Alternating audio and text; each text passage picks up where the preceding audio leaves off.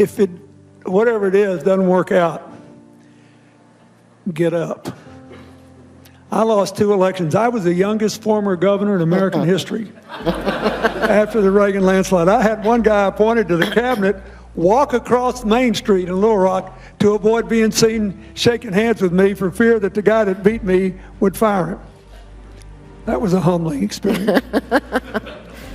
And I think you got to realize there's no personal ambition you have which can be extinguished by anybody else. Only you, by giving up your dreams, can extinguish them. And if it doesn't work out exactly like you intended, it'll still take you someplace interesting and you'll make a difference. So my advice is what George said, don't be afraid to fail, but you probably will whether you're afraid to or not. And it's scary.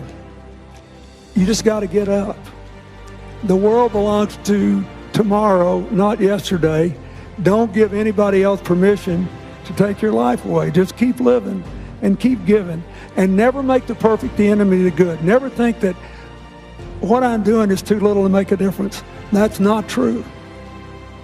That's not true. Do something every day. Someday, for all of us, it'll be our last day. And what will matter were all the steps we took along the way and what they amounted to, not the home run we hit on day X. What has been the best advice you received from your teacher or professor? Ooh, I've gotten a lot of great advice from teachers, mentors, professors throughout the year. So first of all, you gotta be open to taking some risks and not being afraid to fail. Failure is the key to success. So when you get to college, you got to raise your hand. You have to be engaged. Don't be the kid thinking, oh, I shouldn't be here, and maybe I'm not smart enough, and maybe, no. You are more than capable of going to college, being successful, and going on and doing whatever you want in life. I sit here because I am you all. There is no difference between me and you. Working class kid, growing up on the south side of Chicago, growing up with doubts and fears just like all of you all do. I know exactly how you all are feeling, and kids out there who are thinking, maybe I'm not ready, maybe I'm not good enough, maybe I can't afford it. But what teachers and mentors have told me is that yes, you can and you must. Yeah. So get in there and be bold with your intelligence. Raise your hand, get support when you need it, and know that we all got here because somebody helped us.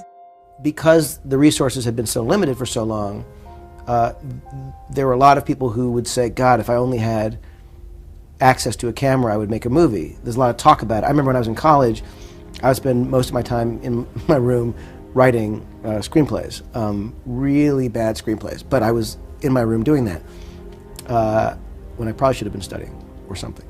There were a lot of people I remember at parties who would talk about writing and that they wanted to be a writer, but I would always notice that they were out. Every time I would happen to go out, they would always be out, and I just know that there are people who talk about what they would do if, but they're not actually doing the thing.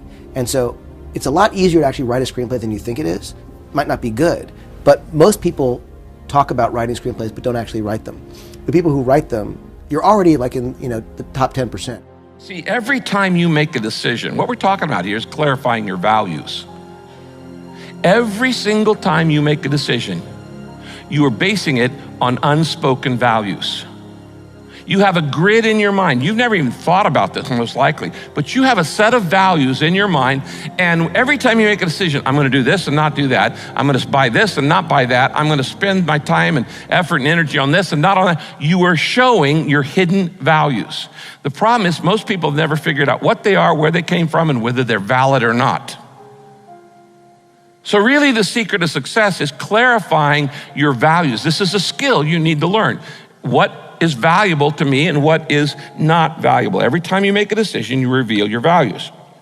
My question is, do you know where your values came from? How are they working out? Is your life working out with those values? Do you know where you picked them up? Are they working for you? Your values in life determine your stress, determine your success, and determine your salvation. Now, you may not realize this, but your values could be causing stress in your life. you know, it's funny, sometimes I talk to my wife about this, but like hard work is like super important in life. And like now, like I grew up like in Berkeley, I didn't have any money. I played for the football for the Yellow Jackets. I was just like a kid in the neighborhood. And now like I have a lot of money. And so like with my kids, I'm like, okay, now that I'm rich, how do I teach you the value of hard work? Because that's really the only important lesson that I've got. But like for all of you, I think most of you at a public university probably know a little of the value of hard work. Keep that lesson. That's the important, that work is what's important. It's that effort where you learn the secrets that are super valuable and can change people's lives and change the world.